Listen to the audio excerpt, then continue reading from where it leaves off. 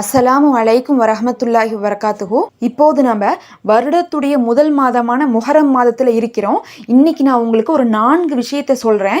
இந்த 4 விஷயத்த இந்த முஹரம் மாதம் முழுவதுமே உங்கள் துவால சேர்த்துக்கொள்ளுங்க. வருடம் முழுவதுமே உங்களுக்கு செழிப்பாக அமையும். ஏன் நம்ம இந்த முஹரம் மாதத்தில் இதை நம்ம சேர்த்துக்கிறோன்னு பார்த்தீங்கன்னா, நம்ம இந்த மாதத்தில் தான் ஒரு புது வருஷத்தவே தொடங்குறோம். எப்படி நம்ம ஒரு தொழிலை தொடங்குறதுக்கு முன்னாடியோ இல்லை ஒரு புது விஷயத்தை தொடங்குறதுக்கு முன்னாடியோ நம்ம ஒரு முன்னேற்பாடு செய்வோமோ, பழசு மாதிரி இருக்கக்கூடாது, புதுசு இன்னும் அதை விட சிறப்பாக இருக்கணும்னு தானே நம்ம நினைப்போம். அதே மாதிரி தான் ஒரு புது வருஷத்தை நம்ம தொடங்குறோம்னாவே ஒரு புது வாழ்க்கையே தொடங்குதுன்னு அர்த்தம். முடிஞ்சு போன பழைய ஆண்டு எப்படி இருந்தாலும் சரி, புதிய ஆண்டு நமக்கு சிறந்ததாக அமையணும்னா இந்த 4 விஷயம் மிக முக்கியமாக இருக்கும். ஆனால் பார்த்தீங்கன்னா நிறைய பேத்துக்கு தெரியறதில்ல. முஹரம் மாதம் என்ன பண்ணுறாங்கன்னா, முதல் நாள் ஒரு துவாவை ஓதிட்டு அதுக்கப்புறம் தினமும் எப்பயும் போல தான் துவா செய்கிறாங்க. ஆனால் முஹரம் மாதம் பார்த்தீங்கன்னா அல்லாஹ் சுப்ஹானஹு வ தஆலா மாதம் முழுவதுமே புனிதமாக்கி வைத்திருக்கான். இந்த மாதத்தில் நம்ம கேட்கக்கூடிய துவா பார்த்தீங்கன்னா வருடம் முழுவதுமே நமக்கு தேவையானதை பெற்றுக் கொடுக்கக்கூடியதாக இருக்குது. அப்போ இந்த மாதத்தில் எப்பயும் நம்ம கேட்குற மாதிரி இன்னைக்கு நிலைமையை மட்டும் நீங்கள் கேட்கக்கூடாது. ஒரு வருஷத்துக்கே உண்டான நல்லது அனைத்தையுமே நீங்கள் கேட்டு பெற்றுக்கொள்ளணும். இந்த மாதம் முழுவதுமே உங்களுக்கு ரொம்ப ஸ்பெஷல் தான். அப்போ நம்ம சேர்த்த வேண்டிய அந்த 4 விஷயம் என்னன்னு பார்த்தீங்கன்னா, நம்ம துவால இதில் பார்த்தீங்கன்னா முதல் 2 விஷயம் கடந்த வருடத்தை சார்ந்தது. அடுத்து வரக்கூடிய 2 விஷயம் இந்த புது வருடத்தை சார்ந்தது. எப்பயுமே நம்ம பழசை நினைவுபடுத்திட்டு தான் புதுசை நம்ம பெற்றுக்கொள்ளணும். அதுக்கு முன்னாடி இன்னும் நம்ம சேனலை சப்ஸ்கிரைப் பண்ணாமல் யாராவது பார்த்துட்டு இருந்தால் மறக்காமல் சப்ஸ்கிரைப் பண்ணிக்கோங்க.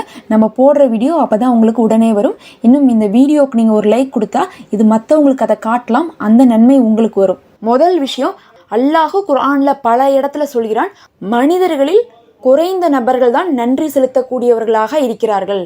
அதிகமானவங்க பார்த்தீங்கன்னா நன்றி கெட்டவர்களாகத்தான் இருக்கிறாங்கன்னு சொல்கிறான் அல்லாஹ். ஒரு தேவை வந்தால் நம்மிடம் கேட்குறாங்க, நாம் அதை கொடுக்குறோம். அதை அடைந்து கொண்ட பிறகு அப்படி ஒரு விஷயம் நடக்காததை போல அவங்க நடந்து கொள்கிறான்னு சொல்லிட்டு அல்லாஹ் கூறுகிறான். இன்னும் யார் நடந்ததை நினைத்து நன்றி செலுத்தக்கூடிய அடியார்களாக இருக்கிறாங்களோ அவர்களுக்கு அல்லாஹ் சுப்ஹானஹு வ தஆலா நிஹ்மத்துகளை இன்னும் அதிகப்படுத்துகிறான். அப்போ நம்ம ஒரு புது வருஷத்துக்குள்ளே போகிறோன்னு பேசிகிட்டு இருக்கோம். ஒரு வருஷத்துவே முடிச்சிருக்குமே, அதுக்காக நம்ம அல்லாஹுக்கு என்ன நன்றி செலுத்தணும்? வெறும் ஒரு வார்த்தையில கடந்த ஆண்டு நீ கொடுத்த அனைத்து நிஹ்மத்துகளுக்கும் நன்றி அப்படின்னு சொல்லிட்டு முடிச்சுக்க கூடாது. நாம் ஒரு 4 சூழ்நிலைகளை நம்ம கடந்த ஆண்டுலேருந்து நினைத்து அதற்கு அல்லாஹுக்கு நன்றி செலுத்தணும்.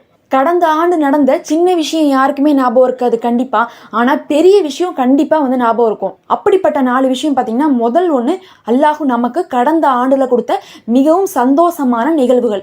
எல்லாருக்குமே ஏதாவது 1-2 விஷயமாவது சந்தோஷமாக நடந்திருக்கும், மறக்க முடியாத மாதிரி. அதை நம்ம நினைவில் கொள்ளணும். 2வது பார்த்தீங்கன்னா, ஒரு இக்கட்டான சூழ்நிலையில் அல்லாஹ் நம்மளை காப்பாற்றி இருப்பான். நினைத்து பாருங்க, நம்ம சொல்லிட்டு தான் இருப்போம் எவ்வளோ பெரிய ஆக்சிடென்ட் நடந்திருக்க வேண்டியது இருக்கும், ஆனால் ஒரு செகண்டில் அல்லாஹ் நம்மளை காப்பாற்றிருப்பான். அதே மாதிரி அன்னைக்கு அந்த ஒரு விஷயத்தை மட்டும் நான் தப்பாக செஞ்சுருந்தேன், என் வாழ்க்கையே போயிருக்கும், பெரிய நஷ்டம் ஆயிருக்கும். அந்த மாதிரியான மூமெண்ட்லாம் நம்ம லைஃப்பில் கண்டிப்பாக இருக்கும். கடைசி நேரத்தில் பார்த்திங்கன்னா அல்லாஹ் நம்மளை காப்பாற்றிருப்பான். அந்த காப்பாற்றப்பட்ட விஷயம் நமக்கு மறக்கவே மறக்காது.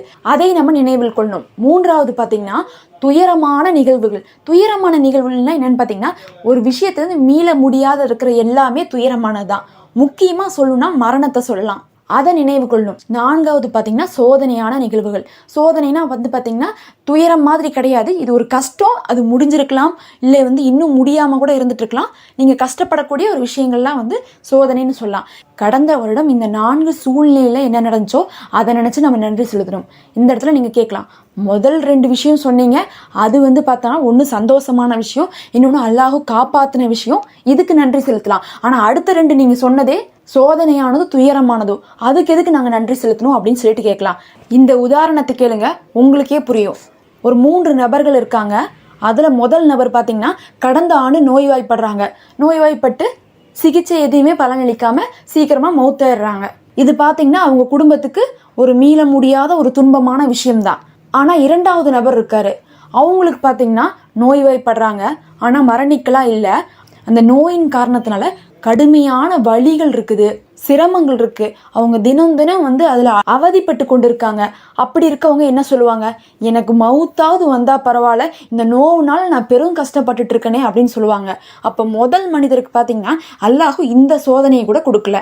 3வது நபர் இருக்காங்க, அவங்களுக்கு நோய்வாய்ப்படுது, அந்த நோய்க்கு செலவு செய்ய முடியாம கடனாளி ஆறாங்க. தன்னுடைய சுய வேலைக்கு கூட பிறரை நம்பி இருக்கிற நிலைமை வருது. இவருக்கு பார்த்தீங்கன்னா நோவு மட்டும் பிரச்சனை இல்லை, நோவுனால கடனாளியாகி காசும் பிரச்சனை. அவங்கள பார்த்துக்கிறவங்க கூட வந்து பார்த்தீங்கன்னா சலிச்சுக்கக்கூடிய நிலைமை வருது, அதுவும் பிரச்சனை. அவங்க இருக்கிறதே ஒரு கட்டத்தில் பாரமாயிருது. இப்படிப்பட்டவங்க என்ன நினைப்பாங்க? அப்ப நம்ம ஒரு பிரச்சனை வந்தா நம்மளுடைய மனநிலையில இருந்து மட்டும் பார்க்கக்கூடாது, நமக்கு வந்து அதுதான் ஆகபட்ச கஷ்டம்னு நம்ம நினைக்கிறதுனாலதான் அல்லாஹுக்கு நன்றி செலுத்துவதே இல்லை. அந்த சோதனையை அல்லாஹ் இதுக்கு மேல சோதனை ஆக்கியிருக்க முடியும், எனக்கு தான் அல்லாஹ் இந்த அளவுக்கு லேஸ் ஆக்கியிருக்காங்கிறத நம்ம புரிஞ்சு கொள்ளணும். இந்த விஷயத்துல கூட நம்ம மற்றவங்களையோட எவ்வளவோ பரவாயில்ல அப்படிங்கிறத புரிஞ்சா மட்டும்தான் உங்களால நன்றி செலுத்த முடியும். திருமணமாகி குழந்தை இல்லாதவங்க, திருமணம் வயது வந்து திருமணமாகாதவங்க, அவங்க இந்த ஒரு வருடம் முழுவதும் கஷ்டப்பட்டிருப்பாங்க, செலவு செய்திருப்பாங்க, எத்தனையோ பேர் வந்து வயதாகி விட்டதுன்னு சொல்லிட்டே இருந்திருப்பாங்க, நிறைய வந்து பேச்சுகள் கேள்விப்பட்டிருப்பாங்க. குழந்தை இல்லாதவங்களும் சரி, திருமணம் ஆகாதவங்களும் சரி, திருமணமாகி சரியான திருமண வாழ்க்கை அமையாம கஷ்டப்படுற பெண்களும் ஆண்களும் இருக்கிறாங்க. குழந்தை பிறந்தும் நோயோட குறையோட குழந்தைகள் இருந்து எத்தனையோ ஆட்ல பார்த்தா நோயோட குழந்தைகள் பார்க்குறாங்க. இங்க குழந்தைகள் இல்லைன்னு கேட்டுக்கொண்டு அதன் காரணமாக விரக்தியில இருக்கிறவங்க இருக்காங்க. ஆனா அந்த குழந்தைகள் கிடைத்தும் அந்த கஷ்டத்தை அனுபவிக்கிறாங்க. நம்ம நினைக்கும் போது நமக்கு இல்லைங்கிறது ஒரு கொடுமையா தான் இருக்கு. ஆனா அல்லாஹ் நம்மளை அந்த ஒரு சூழ்நிலைக்கு நமக்கு தள்ளையில, நம்மளுடைய கஷ்டம் தான் இருக்கிறதுலயே ஆகபட்ச கஷ்டம்னு நம்ம நினைச்சிட்டு அல்லாஹும் நமக்கு எதையுமே சிறந்ததாக கொடுக்கலன்னு நம்ம நினைக்கிறோம். நிச்சயமாக அதை விட மோசமானதை தடுத்து விட்டுதான் அல்லாஹ் உங்களுக்கு இதை வந்து நாடி இருக்கான். அதற்காக நீங்க நன்றி சொல்லுங்க. முதல் விஷயம் என்னது? எல்லாவற்றையும் நினைத்து நீங்க நன்றி சொல்வது மட்டும்தான். அப்படி நம்ம கடந்த ஆண்டு நடந்ததுக்கு நம்ம நன்றி செலுத்துறதுனால இந்த வருடம் அதை விட சிறந்ததை நீங்க கேட்காமலே அல்லாஹ் சுப்ஹானஹு வ தஆலா உங்களுக்கு கொடுப்பான். அடுத்து நம்ம இரண்டாவதாக துஆல சேர்த்திக்க வேண்டியது பாத்தீங்கன்னா, கடந்த வருடத்துல செய்த பெரும் பாவங்களை நினைத்து நம்ம மன்னிப்பு கேட்கணும். ஏன்னா கடந்த வருஷத்துல செஞ்ச பாவத்துக்கான குற்ற உணர்வே இல்லாம அதை வருந்தி நம்ம மன்னிப்பு கேட்காம புது வருஷத்துல எதை கேட்டாலும் அதன் காரணமாக மறுக்கப்படலாம்.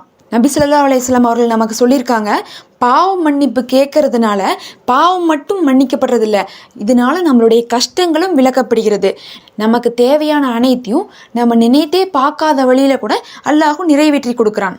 வெறும் ஒரே வார்த்தையில என்னுடைய கடந்த வருடத்துடைய பாவத்தை எல்லாம் மன்னிச்சிருன்னு மட்டும் கேட்காதீங்க. சின்ன சின்ன விஷயங்கள் நம்ம செஞ்சுட்டே இருந்தாலும் சரி, நமக்கு தெரியும் இந்த சூழ்நிலையின் காரணமாக மனசே இல்லைதான், ஆனால் அந்த ஒரு ஹராமான காரியத்தை பண்ணிட்டோம், அந்த ஒரு பாவத்தை செஞ்சுட்டோம், மற்றவங்களுக்கு இப்படி ஒரு தீங்கை செஞ்சுட்டோம், அந்த மாதிரிலாம் நமக்கு ஒரு விஷயம் இருக்கும். நம்மளாலே வந்து அது மறக்க முடியாது. அந்த மாதிரி பாவங்களை நினச்சி மன்னிப்பு கேட்கணும். இபாதத்துகளை ஒழுங்காக செய்யாததுக்கே நம்ம அல்லாஹ்விடத்துல மன்னிப்பு கேட்கணும். இதுக்கெல்லாம் நம்ம பொதுவான மன்னிப்பு கேட்டுட்டு தான் இருப்போம். எங்களுடைய இபாதத்தில் இருக்கிற பிழையை மன்னித்து விடு, நாங்கள் செய்யக்கூடிய பாவத்தை மன்னித்து விடுன்ட்டு. இருந்தாலும் நமக்கே உறுத்தக்கூடிய பாவங்கள் கண்டிப்பாக இருக்கும். பாவ மன்னிப்பு கேட்கறதுலே பார்த்தீங்கன்னா பாவங்களை ஒத்துக்கிட்டு மன்னிப்பு கேட்கறதா மிகவும் சிறந்தது.